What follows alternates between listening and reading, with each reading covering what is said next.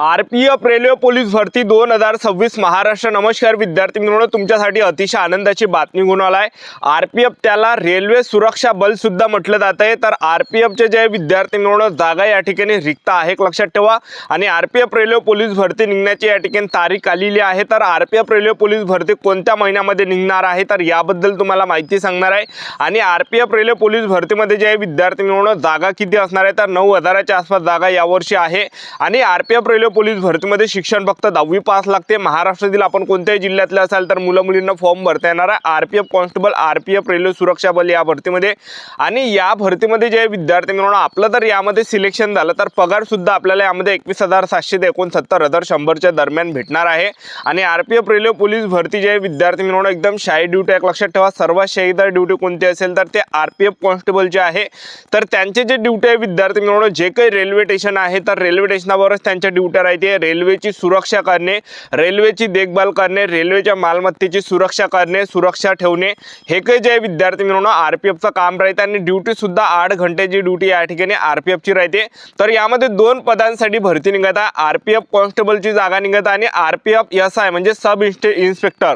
तर RPF constable भरतीमध्ये 10वी पास लागते आणि जे आरपीएफ सब इन्स्पेक्टर आहे तर त्याच्यासाठी ग्रॅज्युएशन लागते, लक्षात ठेवा। तुमचं जर ग्रॅज्युएशन झालं असेल तर दोन्ही पदामध्ये आपल्याला फॉर्म भरता येणार आहे, लक्षात ठेवा। 10वी पास साठी कॉन्स्टेबल आणि एसआय साठी या ठिकाणी ग्रॅज्युएशन।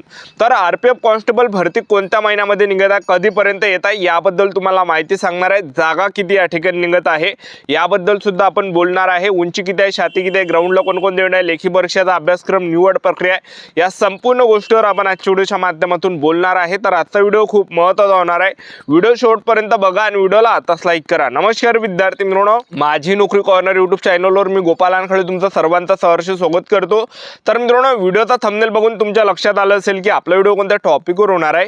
व्हिडिओ सुरू करण्याच्या आधी आपल्या यूट्यूब चॅनलला सबस्क्राइब करा, जेणेकरून प्रत्येक भरतीची अपडेट तुमच्यापर्यंत सर्वात आधी पोहोचेल।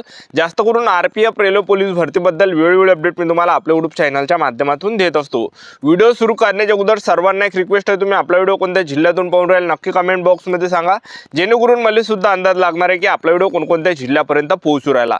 तर पहा विद्यार्थी मित्रांनो, आरपीएफ रेल्वे पोलीस भरती जे लास्टची जी भरती आली होती आरपीएफ कॉन्स्टेबलची जी लास्ट भरती आली होती 2023 ला आली होती, एक लक्षात ठेवा। आणि जवळपास या ठिकाणी 9,000 जागांसाठी त्यावेळेस आली होती, एक लक्षात ठेवा। आणि तेव्हापासून आता पाहिलं आपण 3 वर्ष या ठिकाणी झालेला आरपीएफ कॉन्स्टेबलची भरती या ठिकाणी निघाली, 4थं वर्ष या ठिकाणी लागलेलं आहे।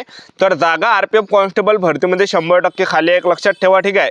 तर या संदर्भात जे आपण त्या ठिकाणी माहिती सुद्धा या ठिकाणी मागवली आहे। तर जागा आरपीएफ कॉन्स्टेबल मध्ये रिक्त आहे आणि तारीख सुद्धा मी तुम्हाला सांगणार आहे फॉर्म केव्हापासून चालू होत आहे।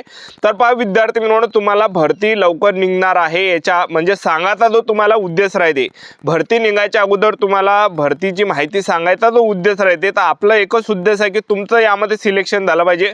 आतापासून जर तुम्हाला सांगितलं तुम्ही आतापासून आरपीएफ कॉन्स्टेबल भरतीची तयारी करसान आणि तुमची तयारी चांगली होणार आहे, तुमचं ग्राउंड चांगलं होणार आहे, तुमची लेखी परीक्षा चांगली होणार आहे आणि आपली तयारी होणार आहे आणि तुमचं सिलेक्शन त्या ठिकाणी होणार आहे। म्हणजे सांगायचं एवढंच की तुमचं या ठिकाणी सिलेक्शन झालं पाहिजे, ह्या उद्देशानं तुमची तयारी झाली पाहिजे। ह्या उद्देशानं वॅकन्सी निघायच्या आधी जे विद्यार्थी मित्रांनो तुम्हाला इन्फॉर्मेशन देत असतो, जेणेकरून तुम्ही आपापल्या तयारीमध्ये जुटले पाहिजे आणि तुमचं त्यामध्ये सिलेक्शन झालं पाहिजे, ठीक आहे। तर पहा आरपीएफ कॉन्स्टेबल मध्ये जर आपण पाहिलं जागांचा जर आपण विचार केला 5,200 ते 9,500च्या आसपास या ठिकाणी टोटल जागा रिक्त आहे, लक्षात ठेवा। 5,200 ते 9,500च्या आसपास या ठिकाणी जागा रिक्त आहे। तर यापैकी जे विद्यार्थी मित्रांनो कितीकही जागांसाठी ही भरती या ठिकाणी येऊ शकते, लक्षात ठेवा। तर आपल्याला एक डेटा या ठिकाणी भेटलाय, आरपीएफच्या ज्या जागा ह्या जवळपास 5,200 ते 9,500च्या आसपास जागा रिक्त आहे। त्यामुळे कोणत्याही कितीकही जागा या ठिकाणी निघू शकते, लक्षात ठेवा। जास्त पण या ठिकाणी निघू शकते किंवा थोड्याफार कमी सुद्धा निघू शकते, लक्षात ठेवा। तर ते नोटिफिकेशन आल्यावर कळणार आहे। तर आरपीएफ कॉन्स्टेबल भरतीमध्ये शैक्षणिक पात्रता काय आहे, 10वी पास लागते। महाराष्ट्रातील आपण कोणत्याही जिल्ह्यातले असाल तर मुला मुलींना फॉर्म भरता येते। आणि जे एसआयचं पद आहे एसआय पदामध्ये ग्रॅज्युएशन लागते, ठीक आहे, सब इन्स्पेक्टरचं। वयोमर्यादा जर आपण विचार केला तर 18 ते 25 वर्षापर्यंत वयोमर्यादा यामध्ये आहे। आणि एससी कॅटेगरीचे असाल तर 18 ते 30 पर्यंत फॉर्म भरता येणार आहे। ओबीसी कॅटेगरीचे जर तुम्ही असाल तर 18 ते 28 वर्षापर्यंत फॉर्म भरता येणार आहे। ओपन कॅटेगरीचे असाल तर 18 ते 25 वर्षापर्यंत फॉर्म भरता येणार आहे। त्याचबरोबर आरपीएफ कॉन्स्टेबल भरती भरतीमध्ये जर आपण या ठिकाणी पाहिलं जे निवड प्रक्रिया आणि फीचा जर आपण विचार केला तर पहा जनरल ओबीसी कॅटेगरीचे असाल तर जवळपास 500 रुपये फी राहते आणि मागासवर्गीय कॅटेगरीचे असाल SC/ST कॅटेगरीचे असाल तर यामध्ये 250 रुपये फी राहते, लक्षात ठेवा, ठीक आहे। आणि RPF कॉन्स्टेबल भरतीची आपण निवड प्रक्रिया जर पाहिलं तर पहिल्या टप्प्यामध्ये आपलं काय असणार आहे, यामध्ये पेपर आहे, दुसऱ्या टप्प्यामध्ये यामध्ये ग्राउंड आहे, तिसऱ्या टप्प्यामध्ये डॉक्युमेंटेशन, चौथ्या टप्प्यामध्ये मेडिकल, अशी संपूर्ण निवड प्रक्रिया RPF कॉन्स्टेबल भरतीची आहे। आता RPF रेल्वे पोलीस भरतीमध्ये पहिल्या टप्प्यामध्ये आपला काय पेपर आहे, कॉन्स्टेबलचा पेपर तुम्हाला सांगून देतो। जे काही कॉन्स्टेबलचं पद आहे तर यामध्ये जे 120 मार्काचा आपला पेपर होणार आहे आणि पेपर जे विद्यार्थी म्हणून आपल्या महाराष्ट्रातच होते, एक लक्षात ठेवा। पेपरला जे प्रश्न परीक्षेला विचारले जाणार आहे सामान्य यांचे 50 प्रश्न परीक्षेला विचारले जाणार, म्हणजे विचार करा जनरल नॉलेजचेच 50 प्रश्न विचारले जातात परीक्षेला, बुद्धिमत्ता चाचणीचे 35 प्रश्न आणि गणिताचे 35 प्रश्न, अशा प्रकारे 120 मार्काचा पेपर राहते आणि 1.5 घंट्याचा पेपरसाठी आपल्याला टाइम भेटते। Negative marking 3 second negative marking राहते, एक लक्षात ठेवा। आणि महाराष्ट्राचा जो कडावा हा कमी या ठिकाणी जातो, एक लक्षात ठेवा, कारण की महाराष्ट्रातील जास्त विद्यार्थी RPF कॉन्स्टेबलची तयारी करत नाही, सर्वात जास्त पोलीस भरतीची करते, एक लक्षात ठेवा, ठीक आहे। यामध्ये सिलेबस सुद्धा या ठिकाणी तुम्हाला माहिती आहे कशा प्रकारे सिलेबस आहे RPF कॉन्स्टेबलचा, ठीक आहे। तर अशा प्रकारे आपला पहिल्या टप्प्यामध्ये काय होणार आहे, पेपर होणार आहे।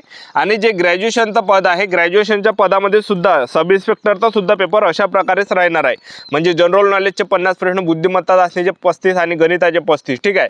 तर सेम सिलेबस आहे कॉन्स्टेबल आणि सब इन्स्पेक्टरचा। आणि दुसऱ्या टप्प्यामध्ये आपला काय असणार आहे, ग्राउंड।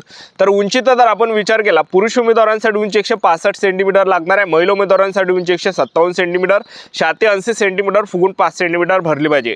आता ग्राउंडचा जर आपण विचार केला तर जे हे कॉन्स्टेबलचं तुम्हाला सांगत आहे ग्राउंड आणि उंची आणि 1600 मीटर रनिंग आहे कॉन्स्टेबलमध्ये पुरुष उमेदवारांसाठी। 1600 मीटर रनिंग तुम्ही 5 मिनिट 45 सेकंडमध्ये आले तर तुम्ही रनिंग पास असणार आहे, ग्राउंड क्वालिफाय असणार आहे, ग्राउंड पास असणार आहे। आणि 1600 मीटर 5 मिनिट 45 सेकंडपेक्षा तर जास्त टाईम आला तर फेल केला जाणार, अपात्र केला जाणार आहे। तर क्वालिफाय मार्क आहे, चांगला टाईम आहे, 5 मिनिट 45 सेकंड चांगला टाईम दिलेला आहे, म्हणजे कोणीही या ठिकाणी काढू शकते।